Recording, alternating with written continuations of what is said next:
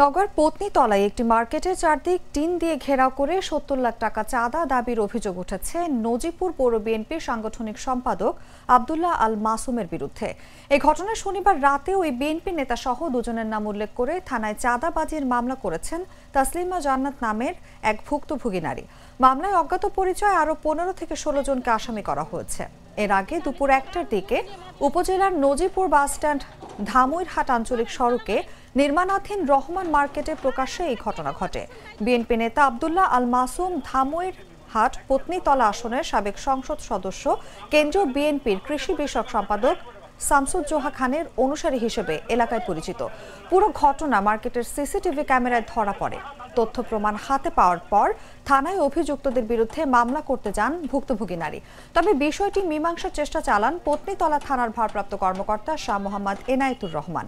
এক পর্যায়ে পুরো এই ঘটনার সিসিটিভি ফুটেজ সামাজিক যোগাযোগ মাধ্যম ফেসবুকে ছড়িয়ে পড়লে সমালোচনার মুখে ভুক্তভোগীর মামলা নেন ওসি।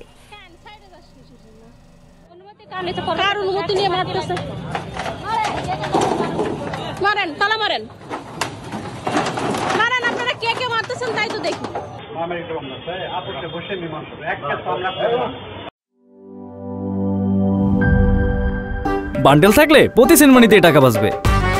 বিকাশ সেনমানি বান্ডেল কিনে জিতুন প্রতি লেনদেনে।